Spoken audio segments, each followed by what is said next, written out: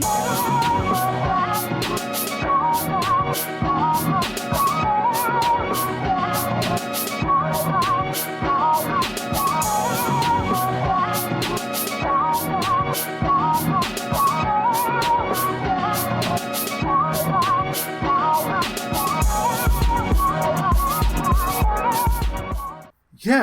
what it do, YouTube? It's me, Can't Stop Money, and we are back inside the Hyperbolic Creation Chamber. And today, I'm going to be reviewing a show that I just got done watching, and it is called Date Alive. Yes, Date Alive. Alright, guys, so one of the other things I wanted to accomplish in my lifetime, before it's all said and done, is I want to be a form of some sort of anime enthusiast, especially to newcomers. You know, suggest anime to them, you know, what could personally fit their personality, what they might like, get them on anime, and just be like, hey, be a part of the otaku life. And these reviews, I do like doing these reviews. The first one I did was to Ori Emo. Love that video. And so, yes, I'm going to be reviewing Date Alive the same way. Now, as far as harem shows goes, guys, Date Alive, or I should say, I've watched a couple to a few harem shows in my time right now. My favorite show was High School DxD, and I also watched Testament of Sister New Devil. And hell, right now I'm watching Fruits of Grisaya. But I will go ahead and just say it: Date Alive, it's my favorite harem show. It really is my favorite harem show. It might be my number one for a good little minute too. It's good. It has something for everybody in there. It really does. And in this review, I'm going to be covering some things that I liked and all that, and just leading up to what I want to expect and everything. So yeah, for those that didn't see Date Alive, that do care about spoilers, I'm going to be getting into the spoiler aspect from here on out. So you guys, you know, but I will say I will highly recommend Date Alive, honestly. Really do. So let's go ahead and start this. This is my review to Date Alive right now.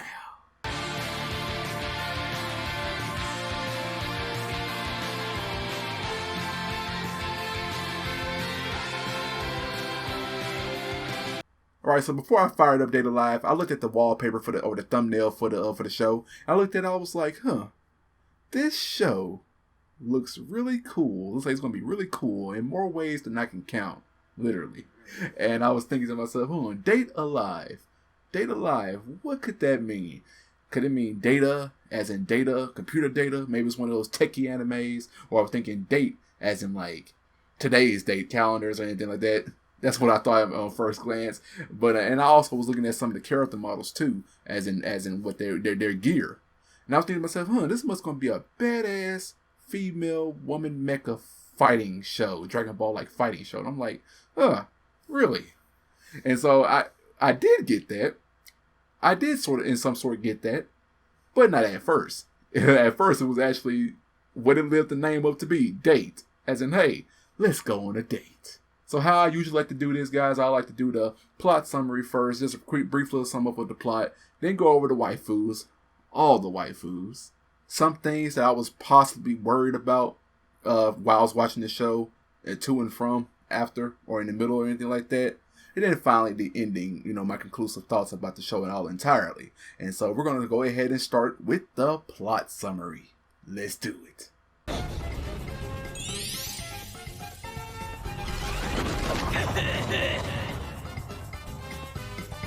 Did that catch your attention? Because it sure caught mine. One of the first things you see when the show starts. And to be more in order, the first actual thing that you see is a flashback 30 years prior to that event right there, where it's just this big, wonderful, grassy, peaceful meadow right there, nothing but green. And as you know, big purple explosion, big ass explosion that covers up an entire continents. Yeah, it's one of those.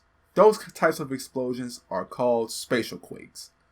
What are the cause of spatial quakes? Is when beings called spirits appear on Earth. So yeah, you get like a kind of package deal. You get a spirit with an explosion. You get a beautiful waifu with an explosion. It sounds absolutely lovely, doesn't it?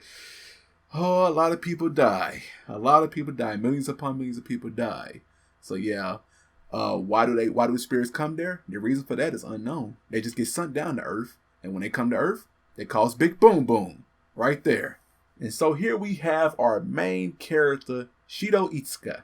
Yes, the boy, Shido Itsuka. You know, the star of this harem show. He's just a regular guy. Nothing really too special about him. Just a regular guy living in the same house as his sister, Kotori Isuka. Can't wait to talk about her. Yeah, so they just live their regular life, going to school and everything. They hear about these spatial quakes. And so Shido hears that, yeah, the only way to stop spatial quakes is to kill the spirit that came down to Earth before the spatial quake goes off. And yeah, actually kill the spirit. Which is why they have this little military kind of group called the AST. The AST is full of a bunch of really healthy, able-bodied women in mech costumes that go around and try to shoot up and kill up spirits and everything. Because spirits are incredibly godlike strong. Like, dimension strong, but they do find a way to somehow kill spirits. It's also quite funny because Kotori, Shido's sister, is a part of our own little group in the sky with a ship and everything. She's actually the commander of that crew, and it's called Retadisker. Retadisker are folks that believe that, hey, spirits don't need to be killed. They don't have to be killed. There's different ways you can seal their power, and they can just live like humans. And how does one do that? How does one seal a spirit's power? Easy. You make them fall in love with you, and you seal their power with a kiss. Yes, absolutely. So now you're thinking, well, if spirits aren't like humans at all, they don't know about human emotions. So they don't know about love or anything like that. They don't know about kissing. So how do you make them love you if they don't know how to love at all? Well, I'm glad that question is about to be answered right now. Our boy Shido Itsuka, what he has to do is, he has to date them. Yes, date them, make them fall in love with him, and then seal it with a kiss at the end of it all. And their powers are gone. Hence the name Date Alive. Absolutely loved it. Love it. So at first I'm thinking, so the fate of the entire world lies in the hands of a high school guy that all he has to do is just date these female-like beings and seal their power away with a kiss. I don't know. That can get a little repetitive if he keeps on doing that. But actually, no, not at all. Because the show puts a little bit of everything. Plot twists, more thick plot, and more of everything. And twists it all in a nice little ball to make sure that this show was really nice to watch. So now that we got the premise of the show out the way, let's talk about the characters. And most specifically, the waifus of the show. The most important thing of a harem show. Yes, the waifus. Starting off with our purple-haired girl, the first spirit Shido had kissed, being Toka. Yeah, Toka right there. Followed by Kotori, his sister. Yes, Kotori is a spirit, as you all know. After that, we have the white hair. Oh, white hair. Y'all know I love white hair girls. Origami. You got your little lolly, blue hair lolly. Every harem has to have a lolly, at least one. Yoshino. You got the twin sisters themselves, Kaguya and Yuzuru, the Hurricane Twins. That's another name that they go by. This big-chested girl that can sing really well. Her name's Miku. Oh, that's her stage name. I forgot her actual name. It'll come back to me by the end of the video. But yeah, she also swings the other way, except for Shido later on. But yeah, and also followed by that you have Natsumi. Natsumi, this green-haired, beautiful girl. Like, she's beautiful in any form that she takes. She shapeshifts in different forms because she's ashamed of her oh so precious little lolly body, which is not bad. But I wouldn't mind the big, thick, curvy, healthy girl right there. I wouldn't mind that either. But because she could also shapeshift into other people as well, which I found was pretty cool. And she took a good bit, little more convincing than usual. Next after that, you have from the movie herself, Mayuri, which is made up out of all the spirits that I still haven't named all the way out yet. And then you have Kurumi. Yes, Kurumi. The star waifu of the show right there, Kurumi. Everybody loves Kurumi, right? Of course. And of course, the fallen last but not least, the Phantom Spirit, or in other words, Rena. That's how you say her name? Rene, something like that. Yeah, she's the this Phantom Spirit that we still don't know too much about even nowadays. So yeah, man, out of all of everybody there, my number one waifu of the show is of course Kurumi. Yes, Kurumi is the waifu of the show. She is so fucking sexy. Above all else, she is so sexy.